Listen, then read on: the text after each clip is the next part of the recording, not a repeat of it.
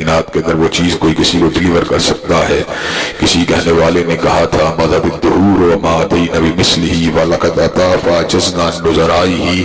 کہ مدتیں بیت گئیں لیکن کالی کملی والے جیسا کوئی نہیں آیا، اور جب کملی والے آقا آگے اس بات کا اعلان کر دیا گیا اب جیسا کائنات میں کوئی اور آ سکتا ہی نہیں ہے۔ حضرات گرامی قدر، کائنات کے لوگوں کو جہاں پر حضرت رسول اللہ صلی اللہ علیہ وسلم نے عقائد کی تعلیمات دی، معاملات کے حوالے سے ان کی رہنمائی کی، وہیں پر حضرت رسول اللہ صلی اللہ علیہ وسلم انسانوں کی گورننس کے لیے ایک کامل اور مکمل نظام کو بھی لے کے آئے۔ وہ نظام کیا ہے؟ وہ حیات آفرین، وہ حیات بخش نظام ایسا ہے جس میں کائنات کے تمام لوگوں کے تمام مسائل کا حل پنہا ہے۔ اگر ہم اس نظام بابرکات کے ساتھ تمسک کو اختیار کر لیں تو ہماری زندگی کے تمام پرابلمز، تمام مشکلات، تمام نشیب و فراز کا ہم احسن طریقے سے مقابلہ کرنے کے قابل ہو سکتے ہیں۔ حضرات گرامی قدر، اس حوالے سے میں نے ربیع الاول کے خطبات سے قبل آپ حضرات کے سامنے ان گزارشات کو پیش کرنے کا سلسلہ شروع کیا تھا کہ حضرت رسول اللہ صلی اللہ علیہ وسلم کے نظام کی اساس کیا تھی، فنڈامنٹل اس کے اصول کیا تھے، وہ کون سی بنیادیں تھی جس پر حضرت رسول اللہ صلی اللہ علیہ وسلم نے اپنے نظام کو استوار کیا، اور اس کے بعد آپ نے کائنات کے لوگوں کو کرنے کے لیے کیا کچھ دیا۔ حضرات گرامی قدر، ہر نظام کے اندر اس بات کو فنڈامنٹل اہمیت دی جاتی ہے کہ خیر الناس من ینفع الناس، کے نظام ایسا ہونا چاہیے جس کے اندر لوگوں کی فلاح و بہبود کے جملہ لوازمات اور جملہ امکانات موجود ہوں۔ حضرت رسول اللہ صلی اللہ علیہ وسلم کا نظام حیات آفری کے اندر بھی انسانوں کی رہنمائی کے لیے جملہ جو تھی علامات اور جملہ امکانات اور جملہ آثارات موجود تھے، لیکن حضور علیہ السلام کے نظام کی بنیاد جو تھی وہ اللہ تبارک و تعالیٰ کی وحدانیت کا عقیدہ تھا۔ آپ نے اللہ تبارک و تعالیٰ کی وحدانیت کے عقیدے کی بنیاد کے پر تمام لوگوں کو ایک لڑی کے اندر پرو دیا اور ان کو امت واحدہ بنا دیا، اور اس امر کا اعلان اللہ تبارک و تعالیٰ نے کلام حمید میں فرما دیا انما المؤمنون اخوہ، کہ بے شک مومن آپس کے اندر بھائی بھائی ہیں۔ کسی کہنے والے نے کیا خوبصورت بات کہی ہے کہ اخوت اس کو کہتے ہیں چبھے کانٹا جو کابل میں تو ہندوستان کا ہر پیر و جواں بےتاب ہو جائے، کہ اخوت ایک ایسے جذبے کا نام ہے، ایک ایسے تعلق کا نام ہے جو شرقی غربی اور شمالی جنوبی پچھم و پورب کی تقسیم سے بالاتر ہو کر انسانوں کو ایک لڑی کے اندر پرو دیتا ہے، ان کو ایک مرکز کے ساتھ وابستہ کرتا ہے، ان کو اللہ تبارک و تعالیٰ کے سامنے جھکنے کا خوگر بناتا ہے، اللہ تبارک و تعالیٰ ہی کے سامنے اپنی گردن کو گرانے کا نام اور اسی کے آستانے کے اپنے سر کو جھکانے کا نام، اور اس کے لیے اپنے جملہ جو عبادات ہیں، جملہ معاملات ہیں، ان کو ان کے سپرد کرنے کا نام در حقیقت عقیدہ توحید ہے، جس کا ذکر اللہ تبارک و تعالیٰ کلام حمید میں کچھ یوں فرماتے ہیں قل ان صلاتی و نسکی و محیای و ماتی للہ رب العالمین، کہ کہہ دیجیے بے شک میری نمازیں، بے شک میری قربانیاں، بے شک میرا جینا، بے شک میرا مرنا، سبھی کچھ اللہ رب العالمین کے لیے ہے، لا شریک لہو، جس کا کوئی بھی شریک نہیں، نہ ذات کے اندر، نہ صفات کے اندر، نہ اعمال کے اندر، نہ افعال کے اندر، اور ہمیں اسی بات کا حکم دیا گیا اور ہم اسی کے آستانے کے اوپر جھکنے والے ہیں۔ حضرات گرامی قدر، عقیدہ توحید کی ایک جو اساس تھی اس کی بنیاد کے اوپر حضرت رسول اللہ صلی اللہ علیہ وسلم نے ایک ایسے معاشرے کو تشکیل دیا جس کے اندر اللہ تبارک و تعالیٰ کی بندگی، اس کی عبادت، اس کی ذات سے عنابت، اس پہ توکل، اس سے خوف اور اس سے محبت جو تھی وہ پورے کے پورے عروج کے اوپر تھی۔ وَمِنَ النَّاسِ مَن يَتَّخِذُ مِن دُونِ اللَّهِ أَندَادًا يُحِبُّونَهُمْ كَحُبِّ اللَّهِ وَالَّذِينَ آمَنُوا أَشَدُّ حُبًّا لِلَّهِ، جو غیر اللہ کے پجاری ہوتے ہیں۔ حضرات گرامی قدر، ان کی محبتیں جو ہوتی ہیں وہ غیر اللہ کے ساتھ ہوتی ہیں، لیکن جو اللہ وحدہ لا شریک لہ کے پجاری ہوتے ہیں ان کی محبتیں، ان کا پیار اللہ وحدہ لا شریک لہ کے ساتھ انتہائی شدید ہوتا ہے۔ حضرات گرامی قدر، جب انسان اللہ وحدہ لا شریک لہ سے محبت کرنا سیکھ لیتا ہے تو اس کے بعد اس کے اندر ایک ایسا جذبہ پیدا ہوتا ہے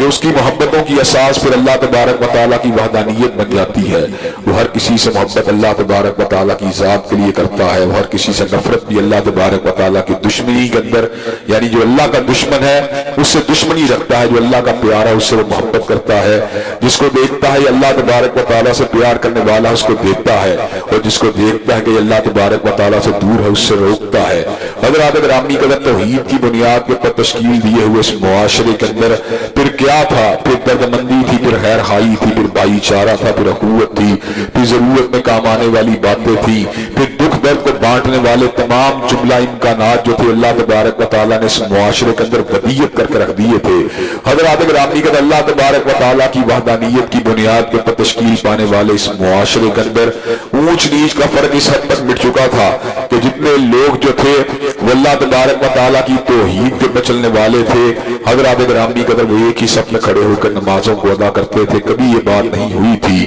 کہ جو ہے مسجد کے اندر جو ہے اونچی صفوں کو یا پہلی صفوں کو امیروں کے لیے مختص کر دیا جائے اور غریبوں کو سے پیچھے ہٹا دیا جائے. کسی کہنے والے نے کیا خوبصورت بات کہی ہے کہ ایک ہی صف میں کھڑے ہو گئے محمود و ایاز، نہ کوئی بندہ رہا نہ کوئی بندہ نواز. حضرات گرامی کے اندر اسی مسجد میں حضرت صدیق بھی ہوتے تھے، حضرت فاروق بھی ہوتے تھے، حضرت ذوالنورین بھی ہوتے تھے، حضرت علی المرتضیٰ بھی ہوتے تھے، حضرت بلال حبشی بھی ہوتے تھے، حضرت حباب بھی ہوتے تھے. اور حضرات گرامی کے اندر پھر اللہ تبارک و تعالیٰ کی بندگی کا احساس اتنا شدید ہوتا تھا کہ اس کے اندر بالکل یوں محسوس ہوتا تھا جیسے ایک زنجیر کی کڑیوں کے اندر یہ لوگ آپس میں پروئے ہوئے ہیں. بنیادیں مرصوص ہے، سیسا پلائی ہوئی دیوار ہے، برکس کی مانند ایک دوسرے کے ساتھ یہ جڑے ہوئے لوگ، سیمنٹڈ انداز کا ایک دوسرے جڑے ہوئے لوگ جو تھے ہر دکھ درد میں ایک دوسرے کے کام آنے والے تھے، ہر خوشی کے اندر جو تھے اشتراک کو کرنے والے تھے، ہر غم کے اندر ایک دوسرے کے دکھ درد کو بانٹنے والے تھے. حضرات گرامی کے اندر حضرت رسول اللہ صلی اللہ علیہ وسلم کی ابتدا کے اندر یہ لوگ جو تھے وہ جمع تھے. اور حضرات گرامی کے اندر اللہ تبارک و تعالیٰ کی وحدانیت کے بعد حضرت رسول اللہ صلی اللہ علیہ وسلم نے ان کو ایک مرشد کا پتہ دیا، ایک رہنما کا پتہ دیا، ایک ہادی کا پتہ دیا، ایک ایسے پیشوا کا پتہ دیا جو اللہ تبارک و تعالیٰ کے جملہ رسول میں سے سب سے بلند مقام پہ فائز تھا اور جس کی ذات کے پر اللہ تبارک و تعالیٰ نے نبوت اور رسالت کو تمام کر دیا تھا. حضرات گرامی کے اندر جب اذان کے اندر آواز آتی تھی اشہد ان لا الہ الا اللہ، تو ساتھ ہی آواز یہ بھی آتی تھی اشہد ان محمد رسول اللہ، کہ اللہ تبارک و تعالیٰ کے علاوہ الہ کوئی نہیں ہے اور حضرت رسول اللہ صلی اللہ علیہ وسلم کے علاوہ مقتدار پیشوا کوئی نہیں ہے. حضرات گرامی کے اندر اس اساس کے اوپر، اس اصول کے اوپر حضرت رسول اللہ نے ان کو مجتمع فرما دیا. اب اس بات کا پورے کے پورے مہاجر اور انصار صحابہ کو علم تھا کہ ہماری پوجا، ہماری پرستش، ہماری عبادت، ہماری بندگی تو اللہ کے لیے ہے،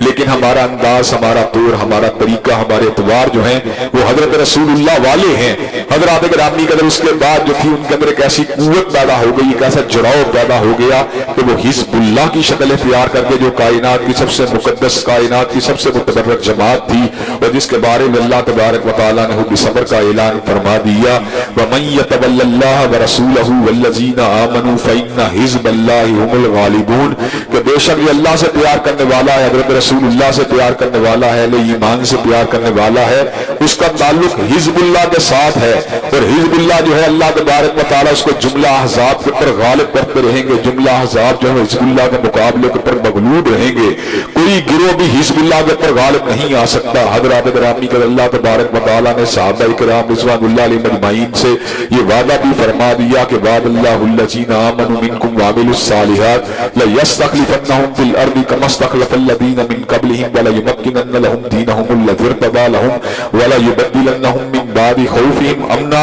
کہ اللہ تبارک و تعالیٰ کا وعدہ تھا ایمان لانے والوں کے ساتھ، عمل صالح کرنے والوں کے ساتھ، کہ اللہ تبارک و تعالیٰ ان کو استخلاف فی الارض کے انتہائی مقام بلند کے پر فائز فرما دے گا. وَلَيُمَكِّنَنَّ لَهُمْ دِينَهُمُ الَّذِي ارْتَضَىٰ لَهُمْ، اور ان کے لیے زمین کے اندر دین حق جو ہے اس کو تمکن کا ذریعہ بنا دے گا. حضرات گرامی قدر اس دین حق کے ساتھ تمکن کس طرح ہوا کہ اللہ تبارک و تعالیٰ رومت القبرا کو مٹا دیا، کسرا کے آتش کدے کو بجھا دیا. اللہ تبارک و تعالیٰ نے مصر کے پر اسلام کے جھنڈوں کو لہرا دیا، پوری دنیا کو اسلام کے علم کے نیچے جمع فرما دیا. حضرات گرامی قدر صحابہ کرام رضوان اللہ علیہم اجمعین جس وقت حزب اللہ کی شکل اختیار کر گئے اور بعد ازاں جو کامیابیاں حزب اللہ کی بنیاد پر حاصل ہونے والی تھی وہ تو اپنی جگہ کے اوپر ہے، لیکن حضرات گرامی قدر اس سے پہلے ہر حزب کا، ہر پارٹی کا، ہر گروہ کا، ہر جماعت کا ایک نصاب تعلیم ہوتا ہے. حضرت رسول اللہ صلی اللہ علیہ وسلم نے جو میں باتیں گزشتہ سے توسطہ آپ کو لانے کے ان باتوں کو یاد دہانی کے طور پہ آپ حضرات کے گوش گزار کر رہا ہوں کہ حضرت رسول اللہ صلی اللہ علیہ وسلم کو نصاب تعلیم دیا. اس نصاب تعلیم میں سب سے پہلے اللہ تبارک و تعالیٰ کی کتاب تھی جس کے جملہ حقوق سے حضرت رسول اللہ صلی اللہ علیہ وسلم صحابہ کرام کو آگاہ فرما دیا کہ کتاب اللہ کے اندر تمہارا ایمان مستحکم ہونا چاہیے، کامل اور مکمل ہونا چاہیے، اور تمہیں اس بات کا یقین ہونا چاہیے کہ لا ریب فیہ، کہ کتاب اللہ کے اندر نہ کوئی ریب ہے، نہ کوئی تردد ہے، نہ کوئی شک ہے، نہ کوئی شبہ ہے. معمولی سے شبہ کی بھی اس کتاب کے اندر کوئی گنجائش موجود نہیں. نتیجہ بھی بتلا دیا، والذین آمنوا وعملوا الصالحات وآمنوا بما نزل علی محمد وهو الحق من ربہم کفر عنہم سیئاتہم واصلح بالہم، کہ جو لوگ اللہ تبارک و تعالیٰ کی ذات پر ایمان لائیں گے، عمل صالح کریں گے، اور حضرت رسول جو اللہ تبارک و تعالیٰ کی ذات پر ایمان لانے کے بعد عمل صالح کرنے کے بعد اس کے بعد حضرت رسول اللہ کے پر نازل ہونے والی کتاب کے پر بھی ایمان لائیں گے، کفر عنہم سیئاتہم واصلح بالہم، ابھی عمل شروع نہیں ہوا، فقط ایمان کی بات ہے، اللہ تبارک و تعالیٰ ان کی جملہ خطاؤں کو معاف فرما دیں گے اور ان کے معاملات کو سنوار دیں گے۔ حضرات گرامی کا دوسری سٹیج حضرت رسول اللہ نے بتلائی، اب جبکہ اس کتاب کے اوپر تمہارا ایمان ہو چکا ہے، جبکہ تم اس کتاب کے اوپر یقین لا چکے ہو، اس کے بعد تمہارا اس کے اوپر جو ہے تلاوت ہونی چاہیے، اس کتاب کو تمہیں سمجھنے کی کوشش کرنی چاہیے کہ اس کے الفاظ کیسے ہیں، اس کے حروف کیسے ہیں، اس کی تلاوت میں اللہ تبارک و تعالیٰ نے کیسا انقلابی اثر رکھا کہ ایک حرف کی تلاوت کے اوپر اللہ تبارک و 10 نیکیوں کو شامل فرما دیا۔ یہ ایک حرف کی تلاوت کرے گا، اللہ تبارک و تعالیٰ اس کو 10 نیکیاں عطا فرمائیں گے، اور جملہ عبادات میں سے نفلی حالت کا تلاوت قرآن مجید کو سب سے افضل قرار دے دیا، اور نفل کے بعد اللہ تبارک و تعالیٰ نے عام حالات کا تلاوت قرآن مجید کو دوسرے نمبر کی عبادت بنا دیا۔ حضرات گرامی اگر کوئی بندہ یہ بات چاہتا ہے کہ وہ اللہ تبارک و تعالیٰ سے گفتگو کرے تو اس کو دعا کرنی چاہیے، اور اگر یہ بات چاہتا ہے کہ اللہ اس سے گفتگو کرے تو اس کو قرآن مجید کا مطالعہ کرنا چاہیے۔ حضرات گرامی اگر اس نصاب تعلیم کی اساس جو تھی کتنی خوبصورت تھی، کتنی شاندار تھی، حضرات گرامی اگر سے زندگی گزارنے کے جملہ لوازمات بھی تھے، جملہ امکانات بھی تھے، عقائد بھی تھے، عبادات بھی تھی، معاملات بھی تھی، زندگی کے نشیب و فراز سے متعلقہ جملہ تعلیمات کو اللہ تبارک و تعالیٰ نے اس کتاب کے اندر بڑی شرح و بسط کے ساتھ، بڑی وضاحت کے ساتھ، بڑی تشریح کے ساتھ، بڑی تصریح کے ساتھ اور پوری کی پوری کھول کے اللہ تبارک و تعالیٰ نے ان انسانوں کی جملہ ضروریات کو بیان فرما دیا۔ اور حضرات گرامی کا اس کے بعد حضرت رسول اللہ صلی اللہ علیہ وسلم تعلیم کی دوسری اساس، دوسری فنڈامنٹل، دوسری بنیاد یعنی سنت نبوی شریف سبھی صحابہ کرام رضوان اللہ علیہ مجمعین کو عطا فرما دیا، اور اللہ تبارک و تعالیٰ کے صریح احکامات جو تھے اس بات پر دلالت کرتے تھے کہ نصاب تعلیم کا پہلا حصہ نہایت مقدس ہے، نہایت محترم ہے، نہایت قابل عزت ہے، نہایت قابل تکریم ہے، لیکن نصاب تعلیم کا دوسرا حصہ انڈرمائن کرنے کے قابل نہیں، اس لیے کہ اس کی تشریح ہے، اس لیے کہ اس کی تفسیر ہے، اس لیے کہ اس کی توضیح ہے۔ حضرات گرامی قدر حضرت رسول اللہ صلی اللہ علیہ وسلم کے منصب جلیلہ کے بارے میں اللہ تبارک و تعالیٰ نے صبر کا اعلان فرما دیا، لقد کان لکم فی رسول اللہ اسوۃ حسنہ، یقیناً تم لوگوں کے لیے حضرت رسول اللہ کی زندگی بہترین نمونہ ہے۔ اللہ نے صبر کا بھی اعلان فرما دیا، ان کنتم تحبون اللہ فاتبعونی یحببکم اللہ، اگر تم اللہ سے محبت ہے تو حضرت رسول اللہ کے نقش قدم پہ چلا کرو، اللہ تبارک و تعالیٰ تم سے محبت کرنے لگیں گے۔ اور اللہ تبارک و تعالیٰ نے حضور علیہ السلام کے فرامین واضحہ کو قرآن مجید کے ساتھ کچھ اس انداز میں جوڑا، اس حقیقت کو بیان فرما دیا، وانزلنا الیک الذکر لتبین للناس ما نزل الیہم، کہ ذکر کو حضرت رسول اللہ کے قلب کے اوپر نازل کرنے کا مقصود یہ تھا کہ حضور علیہ السلام اس کے مطالب کو، اس کے مفاہیم کو، اس کے مقصود کو لوگوں کے سامنے رکھیں، وگرنہ اللہ تبارک و تعالیٰ اس بات کے اوپر قادر تھے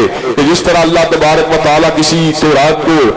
تختیوں کے اوپر لکھ کے دے سکتے تھے، اسی طرح اللہ تبارک و تعالیٰ اس کو بھی ایک تقریری پوری کی پوری شکل کے اندر حضور علیہ السلام کے حوالے کر سکتے تھے، اور اگر اس کو کسی پہاڑ کے اوپر اتارتے، لو انزلنا ھذا القرآن علی جبل لرأیتہ خاشعا متصدعا من خشیۃ اللہ، تو پہاڑ بھی خوف خدا کے ساتھ ریزہ ریزہ ہو جاتا، لیکن سینہ مصطفیٰ کو اس تحمل کے لیے، اس اٹھان کے لیے، اس بوجھ کو اٹھانے کے لیے کیوں منتخب کیا گیا؟ اس کو منتخب کرنے کی وجہ یہ تھی، وانزلنا الیک الذکر لتبین للناس ما نزل الیہم، کہ اللہ تبارک و تعالیٰ یہ بات چاہتے تھے کہ حضور علیہ السلام اس کی تشریح کریں، اس کی توضیح کریں، اس کی تفسیر کریں، اور لوگوں کو اس بات کا علم ہو جائے قرآن کا مطلوب کیا ہے، قرآن کا مقصود کیا ہے، قرآن کیا چاہتا ہے، قرآن کی جہت کیا ہے، قرآن کی سمت کیا ہے۔ حضرات گرامی قدر قرآن مجید اور حضور علیہ السلام کو اس میں اللہ تبارک و تعالیٰ نے آپس میں انٹیگریٹ فرما دیا، اور دین قیم کو ان دونوں چیزوں کا اجتماع بنا دیا، اور اس صبر کا اعلان فرما دیا، الیوم اکملت لکم دینکم واتممت علیکم نعمتی ورضیت لکم الاسلام دینا،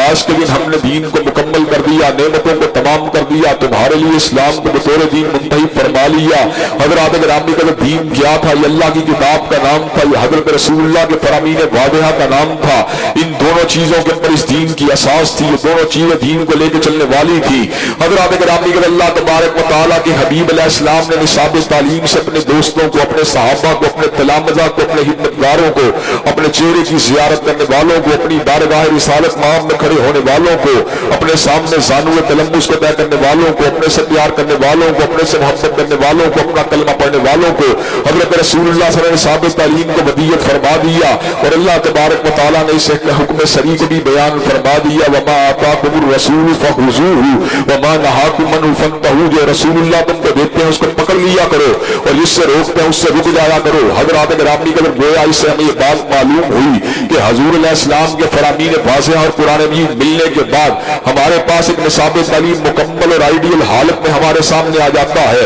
حضرات گرامی کا یہ آئیڈیل حالت کس انداز کی حالت ہے، یہ نظام جو ہے اور اس کا نصاب تعلیم جو ہے، کیا فقط ایک اشرے کے لیے ہے، کیا فقط ربع صدی کے لیے ہے، کیا نصف صدی کے لیے ہے، کیا ایک صدی کے لیے ہے، کیا 5 صدیوں کے لیے، کیا 1000 برس کے لیے ہے؟ نہیں، بلکہ اللہ تبارک و تعالیٰ نے اس نصاب تعلیم کو قیامت کی دیواروں تک کے لیے متعین اور مقرر فرما دیا، اور اس امر کا اعلان فرما دیا، ان هو الا ذکر للعالمین، کہ اللہ تبارک و تعالیٰ نے اس کو جہانوں کے لیے نصیحت بنا دیا، اس کو جہانوں کے لیے ذکر بنا دیا۔ حضرات گرامی کی طرف شرقی غربی کی تقسیم مٹ چکی ہے، شمالی جنوبی کی تقسیم مٹ چکی ہے۔ اب فقط کرنے اول کی بات نہیں ہے، بلکہ قرون اخرى تک، بلکہ قیامت کی دیواروں تک اب نہ کوئی نیا صحیفہ آئے گا، نہ کوئی نبی آئے گا، نہ کوئی نیا ہادی آئے گا، نہ کوئی مقتدا آئے گا۔ حضرات گرامی کے رہنمائی کے لیے قرآن کافی ہے، رہنمائی کے لیے حضور کے فرامین ذیشان کافی ہے۔ حضرات گرامی اگر اب کوئی جو ہے امامت کا نام لے کر اگر بات کرے، کوئی ولایت کا نام لے کے بات کرے، یا کوئی کسی اور اصطلاح کی بات کرے، حضرات گرامی کا ولی اللہ تو وہ ہوگا جو حضور کا تابعدار ہوگا، اور صحابی تو وہ ہوگا جو حضور کی زیارت کرنے والا ہوگا، محدث تو وہ ہوگا جو حضور کے فرامین کو نقل کرنے والا ہوگا، مجدد تو وہ ہوگا جو حضور علیہ السلام کے فرامین واضحہ کی روشنی میں اجتہاد کو کرنے والا ہوگا۔ لیکن حضرات گرامی کا یہ بات عقل ہے، یہ بات حقیقت ہے، یہ بات قطعی ہے کہ حضور علیہ السلام کے بعد اب شریعت مکمل ہے، شریعت تمام ہے، شریعت ناصر ہے۔ کائنات میں جو بھی آئے گا وہ حضور کا مرید بن کے آئے گا، مقتدی بن کے آئے گا۔ اب کوئی حضور کے فرامین کو سپر سیڈ نہیں کر سکتا، اب کوئی حضور کے فرامین کے اوپر جو ہے فوقیت کو حاصل نہیں کر سکتا۔ حضور کے فرامین ہر چیز کو سپر سیڈ کرنے کے لیے ہمارے لیے کافی ہے۔ حضرات گرامی کے اندر کئی لوگوں نے اس مسئلے کے اندر مجازی اعتبار سے غلطی کھائی، اور کئیوں نے حقیقت کے اعتبار سے غلطی کھائی، مجازی اعتبار سے اس معنوں میں غلطی کھائی کہ حضور کے بعض امتیوں کو یہ اتھارٹی ڈیلیگیٹ کر دی کہ ان کے فرامین کو حضور کے مقابلے میں حجت بنا لیا، ان کے فرامین کو حضور کے مقابلے میں دلیل بنا لیا۔ اور بعض لوگوں نے حقیقی غلطی کھائی، اور اتنی بڑی غلطی کھائی کہ وہ دار اسلام ہی سے خارج ہو گئے۔ حضرات گرامی کے بعض لوگوں نے مسلمہ کذاب کا نبی بنا دیا، بعضوں نے اسود انسی کا نبی بنا لیا، بعض لوگوں نے غلام احمد قادیانی کا نبی بنا لیا، کئیوں نے علی محمد باپ کا نبی بنا دیا، کئیوں نے حسین علی مازن ثانی کا نبی بنا لیا، کئیوں نے علی جا محمد کا نبی بنا لیا، کئیوں نے راشد الحلیفہ کا نبی بنا دیا۔ حضرات گرامی کہتے ہیں حالانکہ یہ بات ازہر من الشمس ہے، حالانکہ یہ بات قطعی ہے، حالانکہ اس بات میں نہ کوئی شک ہے، نہ کوئی ریب ہے، نہ کوئی تردد ہے کہ حضور علیہ السلام کے اوپر نبوت تمام ہو چکی ہے۔ ما کان محمد ابا احد من رجالکم ولکن رسول اللہ و خاتم النبیین، حضور علیہ السلام کے بعد اب کوئی نبی نہیں ہو سکتا، اب کوئی رسول نہیں ہو سکتا۔ جو بھی آپ کے بعد دعوی نبوت کرے گا، جو بھی ہو، کسی بھی علاقے کا ہو، کسی بھی عہد کا ہو، کسی بھی قرن کا ہو، اللہ تبارک و تعالیٰ نے اس کو جو ہے راندہ درگاہ بنا دیا، اس کو ذلیل و رسوا بنا دیا، اس کو زندیق بنا دیا، اس کو مرتد بنا دیا۔ حضرات گرامی قدر اس نصاب تعلیم کو ودیت کرنے کے بعد، اس نصاب تعلیم کو ڈلیور کرنے کے بعد حضور علیہ السلام نے بہت سے کام جو تھے ان کو بھی امت کے ذمے سونپ دیا۔ حضرات گرامی قدر قرآن مجید کا مطالعہ کرنے کے بعد اور سنت نبوی شریف کا مطالعہ کرنے کے بعد ہمیں یہ بات سمجھ میں آتی ہے، سب سے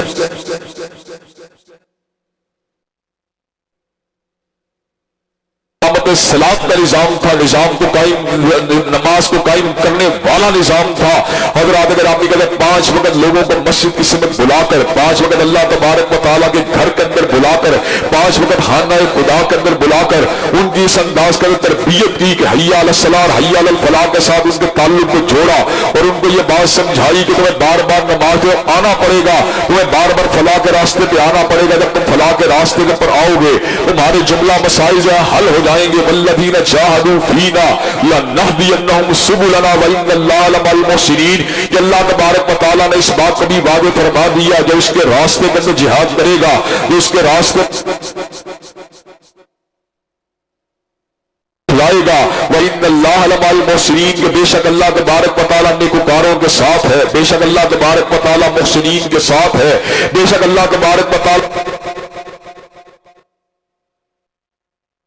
نماز کو ادا کرنے والوں کے ساتھ ہے، تلاوت قرآن مجید کرنے والوں کے ساتھ ہے۔ حضرات گرامی کے 5 وقت اللہ تبارک و تعالیٰ کی بارگاہ کے اندر جھکانے کا سبق دے کر حضرت رسول اللہ صلی اللہ علیہ وسلم نے امتیوں کو لوگوں کو پیغام دیا کہ تمہاری تحلیق کا مقصد فقط اپنی ضروریات کو پورا کرنا نہیں، تمہاری تحلیق کا مقصد فقط تعیشات کر اپنی زندگی کو بسر کرنا نہیں۔ اللہ تبارک و تعالیٰ کے حبیب نے اس بات کو لوگوں کے سامنے رکھ دیا، وما خلقنا السماء والارض وما بینہما لاعبین، کہ اللہ تبارک و تعالیٰ نے زمین و آسمان اور ان کے مابین جو کچھ بھی بنایا ہے اس کو کھیل تماشے کے لیے نہیں بنایا۔ لو اردنا ان نتخذ لہوا لاتخذناہ من لدنا ان کنا فاعلین، اگر اللہ تبارک و تعالیٰ نے کھیل ہی کھیلنا ہوتا تو اللہ تبارک و تعالیٰ اس کھیل کو کسی اور طریقے سے بھی کھیل سکتے تھے۔ پھر اللہ تبارک و تعالیٰ نے کائنات کو کیوں بنایا، بزم جہاں کو کیوں سجایا، آسمانوں کو کیوں بنایا، زمین کو کیوں بنایا، ستاروں کو کیوں بنایا، کہکشاؤں کو کیوں بنایا، فصل گل و لالا کو کیوں بنایا، صحراؤں کو کیوں بنایا، سمندروں کو کیوں بنایا، دریاؤں کو کیوں بنایا۔ اللہ تبارک و تعالیٰ نے اس حقیقت کا بیان فرما دیا، وما خلقت الجن والانس الا لیعبدون، میں نے جن و انس کو اپنے تعارف کے لیے، اپنی معرفت کے لیے، اپنی بندگی کے لیے، اپنی عبادت کے لیے بنایا ہے۔ حضرات گرامی قدر آپ مجھے یہ بات پہ پتہ توجہ کیجئے کہ حضرت رسول اللہ نے فنڈامنٹل جو سب سے پہلا کام کیا وہ اقامت صلاۃ کا کام تھا، اس لیے کہ اللہ تبارک و تعالیٰ تمکن فی الارض کے بعد حکمرانہ نے وقت کی جو پہلی ذمہ داری لگائی ہے وہ ذمہ داری یہ بنتی ہے کہ انہیں نظام صلاۃ کو قائم کرنا چاہیے، خود بھی اللہ کے آستانے پہ جھکنا چاہیے، لوگوں کو بھی جھکنے کا درس دینا چاہیے۔ حضرات گرامی قدر سوچنے کی بات یہ ہے اس کام کے حوالے سے ہماری کیا توجہ ہے، اس کام کے حوالے سے ہماری کیا ایفرٹ ہے، اس کام کے حوالے سے ہماری کتنی کمٹمنٹ ہے، اس حوالے سے ہماری کیا ڈیڈیکیشن ہے، اس حوالے سے ہمارا کیا طرز عمل ہے، کیا ہم نمازی ہیں۔ حضرات گرامی قدر میں فجر کے وقت بستر میں سویا ہوا ہوتا ہوں، میں زور کے وقت اپنے لنچ کے اندر مشغول ہوتا ہوں، میں عصر کے وقت کاروباری دھندے کے اندر مشغول ہوتا ہوں، میں مغرب کے وقت ایوننگ واک کے اندر مشغول ہوتا ہوں، میں عشاء کے اپنے بستر میں سویا ہوتا ہوں۔ اقامت صلاۃ کہاں پر ہے؟ حضرت رسول اللہ صلی اللہ علیہ وسلم نے جو نظام دیا اس کی پہلی اساس، پہلی بنیاد کہاں پر ہے؟ حضرات گرامی کا حضرت رسول اللہ صلی اللہ علیہ وسلم نماز کے لیے انتہائی کوشاں رہے، ساری کی ساری زندگی نمازوں کو باجماعت ادا کرنے کی تلقین دیتے رہے، اور اس کے ساتھ ساتھ بلا عذر نماز کو موقوف کرنا، بلا عذر نماز کو چھوڑ دینا۔ حضرات گرامی کا اس حوالے سے حضرت رسول اللہ صلی اللہ علیہ وسلم جو تھے سخت تعدیب کا اظہار کرتے رہے۔ حضرات گرامی کا حضرت رسول اللہ صلی اللہ علیہ وسلم نے اس حوالے سے کائنات کے لوگوں کے سامنے اس پیغام کو رکھ دیا، جو لوگ جو ہے اذان کی آواز سن کر، ندا کی آواز سن کر سے مسجد میں نہیں آتے، مصطفیٰ علیہ السلام رؤوف و رحیم ہونے کے باوجود صبر کا اعلان فرماتے ہیں کہ اگر میرا دل چاہتا ہے کہ ان کے گھروں کو جو ہے آگ کو لگا دیا جائے۔ حضرات گرامی روایت بالمعنی میں آپ حضرات کے سامنے اس کے مفہوم کے بیان کے لیے آپ کے گوش گزار کر رہا ہوں۔ حضرات گرامی قدر لیکن آج عالم یہ ہے، کہنے کو مسلمان ہوں، کہنے کو محمد عبداللہ ہوں، کہنے کو عبدالستار ہوں، کہنے کو فرحان ہوں، کہنے کو ابو بکر ہوں، کہنے کو عمر ہوں، کہنے کو عثمان ہوں، لیکن نماز کی آواز سننے کے باوجود نہ آنے کے لیے تیار نہیں۔ حضور علیہ السلام کی آخری وصیتوں میں یہ وصیت بھی شامل تھی، الصلاۃ وما ملکت ایمانکم، نمازوں کا تحفظ کرو، نمازوں کا تحفظ کرو، غلاموں کے ساتھ حسن سلوک کرو۔ حضرات گرامی قدر نماز کی ادائیگی کے حوالے سے حضرت رسول اللہ صلی اللہ علیہ وسلم نے امت کی کامل اور مکمل انداز کا رہنمائی فرما دی، اور حضرات گرامی قدر اس حوالے سے حضرت رسول اللہ صلی اللہ علیہ وسلم نے اپنے جمی صحابہ کرام رضوان اللہ علیہ مجمعین کو نمازوں کے اندر جمع ہونے کی تلقین کی، اور ان کے سامنے اس بات کو رکھ دیا ورکعوا مراکین کہ اکیلے نماز پڑھنے کی بجائے رکوع کرنے والوں کے ساتھ رکوع کیا کرو، قیام کرنے والوں کے ساتھ قیام کیا کرو، سجدہ کرنے والوں کے ساتھ سجدہ کیا کرو۔ حضرات گرامی قدر یہ پیغام مصطفیٰ کا پیغام ہے، یہ پیغام حضرت رسول اللہ کا پیغام ہے، یہ پیغام امام علی شان کا پیغام ہے، یہ پیغام خاتم النبیین کا پیغام ہے، یہ پیغام فخر موجودات کا پیغام ہے، یہ پیغام حبیب کبریا کا پیغام ہے، یہ پیغام افضل الحلائق کا پیغام ہے، یہ پیغام سید المرسلین کا پیغام ہے، یہ پیغام امام الاولین والآخرین کا پیغام ہے۔ حضرات گرامی قدر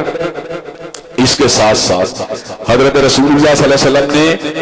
ایک تو ذہنی، قلبی، فکری اور ذکر والی عبادت تھی، اس کے ساتھ ساتھ آپ نے مالی اعتبار سے بھی امت کی بھرپور انداز میں رہنمائی کی کہ انہیں اپنے اموال کو کس انداز کے اندر اپنے پاس رکھنا چاہیے اور اس میں کس حد تک خود تصرف کرنا چاہیے اور کس حد تک یتیم و مساکین کے حق کو اس کے اندر جو ہے باقی رکھنا چاہیے۔ حضرات گرامی قدر اس حوالے سے نماز و زکوٰۃ کے حوالے سے اور انفاق فی سبیل اللہ کے حوالے سے جو آپ نے اپنی امت کی رہنمائی کی، اپنی چند گزارشات جو انشاءاللہ آئندہ خطبہ کے جمعہ میں آپ حضرات کے گوش گزار کیا جائے گا۔ اللہ تبارک و تعالی ہم سب کو سیدھے راستے صراط مستقیم پر چلنے کی توفیق دے۔ وآخر دعوانا الحمدللہ رب العالمین۔ الحمد لله نحمده ونستعينه ونستغفره ونؤمن به ونتوكل عليه ونعوذ بالله من شرور انفسنا ومن سيئات اعمالنا من يهده الله فلا مضل له ومن يضلل فلا هادي له واشهد ان لا اله الا الله واشهد ان محمدا عبده ورسوله اما بعد فان خير الحديث كتاب الله وخير الهدي هدي محمد صلى الله عليه وسلم وشر الامور محدثاتها وكل محدثة بدعة وكل بدعة ضلالة وكل ضلالة في النار۔ حضرات گرامی قدر، آپ کے سامنے اس بات کو گوش گزار کرنے کی کوشش کی کہ حضرت رسول اللہ صلی اللہ علیہ وسلم نظام کو لے کے آئے، ایک حیات آفرین دستور کو لے کے آئے، کائنات کی زلفوں کو سنوارنے والے ایک عظیم الشان ترکیب کو لے کے آئے۔ حضرات گرامی قدر، زندگی اب اگر سیدھے راستے پر چلے گی تو مصطفیٰ علیہ السلام کی ابتدا کے ذریعے چلے گی۔ ہمیں حضور علیہ السلام کی ابتدا کے بغیر پناہ نہیں مل سکتی، ہمیں حضور علیہ السلام کی ابتدا کے بغیر امن نہیں مل سکتا، سکون نہیں مل سکتا، چین نہیں مل سکتا۔ چین اس صورت میں ملے گا اگر ہم حضرت رسول اللہ صلی اللہ علیہ وسلم کے صحیح معنوں میں تابعدار بن جائیں۔ حضرات گرامی قدر، ہماری جملہ روحانی جسمانی بیماریوں کا علاج حضرت رسول اللہ صلی اللہ علیہ وسلم کے فرامین واضحہ کے اندر پنہا ہے کہ وہی درینہ بیماری، وہی نامحکمی دل کی، اور علاج اس کا وہی آب نشاط انگیز ہے ساکی۔ حضرات گرامی قدر، اس نظام حیات آفرین کی بنیاد جو تھی وہ نماز تھی، اور اس کے اندر زکوٰۃ کے پر بھی زور دیا گیا۔ انشاءاللہ ان فنڈامنٹلز کو آپ حضرات پہ گوش گزار کیا جائے گا۔ حضرات گرامی قدر، اللہ تبارک و تعالیٰ کے فضل اور آپ کی دعاؤں سے الحمدللہ میری روحانی صحت جو ہے پہلے سے بہتر ہے، لیکن تاحال وضو کی تجدید و تشنگی اور اس حوالے سے جو ہے پرابلم جو ہے باقی ہیں۔ اللہ تبارک و تعالیٰ نے ماضی کے اندر بھی مشرق کے اثرات سے اپنے فضل و کرم سے کلام حمید کی تلاوت سے اور ذکر اذکار سے شفا دی تھی۔ ابھی بھی الحمدللہ پوری تگودو کے ساتھ، پوری توانائی کے ساتھ، پورے عزم کے ساتھ وضو اور نماز کو اللہ تبارک و تعالیٰ کے فضل و کرم سے اپنی بساط کی حد تک ادا کرنے کا سلسلہ جاری و ساری ہے۔ کوئی یہ چیزیں ناقص ہیں ہماری جو ان میں کوتاہی پائی جاتی ہے، اللہ تبارک و تعالیٰ سے پھر بھی دعا وہ ہیں کہ اللہ تبارک و تعالیٰ ہماری ان کوتاہیوں کو معاف فرما کر ہمارے اعمال کو اپنی بارگاہ میں قبول فرمائے۔ حضرات گرامی قدر، اس تشنگی کے حوالے سے جس زحمت کا آپ حضرات کو ماضی کا سامنا کرنا پڑا اور تاحال کرنا پڑ رہا ہے، اس کے حوالے سے انشاءاللہ میں معذرت خواہ ہوں، لیکن میں اللہ تبارک و تعالیٰ کی بارگاہ میں پر امید ہوں کہ انشاءاللہ آئندہ خطبہ جمعہ کے اندر اللہ تبارک و تعالیٰ اس بیماری کو اور اس شر کو ہمیشہ کے لیے رفع فرما دیں گے، اور آسانی کے راستے کو، کشادگی کے راستے کو اور روشنی کے راستے کو ہم سب کے لیے تیار فرما دیں گے۔ اللہ تبارک و تعالیٰ کے فضل و کرم سے میں یہ بات سمجھتا ہوں کہ ایمان کے بعد روحانی جسمانی بیماریوں سے شفا یاب ہونا یہ بھی اللہ تبارک و تعالیٰ کی بہت بڑی عنایت ہوتی ہے۔ میں نے اپنی زندگی کے اندر بہت سی بیماریاں دیکھی ہیں، اور میں یہ بات سمجھتا ہوں کہ اللہ تبارک و تعالیٰ اپنے فضل خاص سے فقط اپنی ہی رحمت سے انسانوں کی جملہ بیماریوں کو دور فرماتے ہیں۔ اور بیماریوں کے اندر سچی بات یہ ہے کہ انسان کو اپنی کمزوری کا، اپنی بے بسی کا بھی احساس ہوتا ہے، اپنے کبریا کی کبریائی اور اس کی بلندی کا بھی احساس ہوتا ہے۔ اور میں یہ بات سمجھتا ہوں عقیدے کو جلا ملتی ہے، وَإِذَا مَرِضْتُ فَهُوَ يَشْفِينِ، کہ مریض ہونا میرا کام ہے، اور بیماری کو دور کرنا یہ اللہ تبارک و تعالیٰ کا کام ہے۔ حضرات گرامی قدر، انشاءاللہ اللہ کافی شافی ہے، وہ ضرور ہماری بیماریوں کو دور فرمائے گا، ضرور ہماری مناجات کو سنے گا، اس لیے کہ ہم تو اسی کے آستانے کے جھکنے والے ہیں اور اسی سے مدد کو طلب کرنے والے ہیں۔ اللہ تبارک و تعالیٰ ہماری جملہ بیماریوں کو، روحانی جسمانی عارضوں کو دور فرمائے، اور جہاں جہاں مسلمان مریض ہیں ان کو شفا عطا فرمائے۔ بیماریاں جہاں پر انسان کے گناہوں کی تطہیر کا سبب ہے، جہاں پر اس کی پیدا ہوتی ہے، فکر مند ہوتا ہے، اللہ تبارک و تعالیٰ ان بیماریوں کو ہماری روحانی اور جسمانی صحت کا جو ہے پیش خیمہ بنائے، اور ہماری تطہیر، گناہوں کی تطہیر کا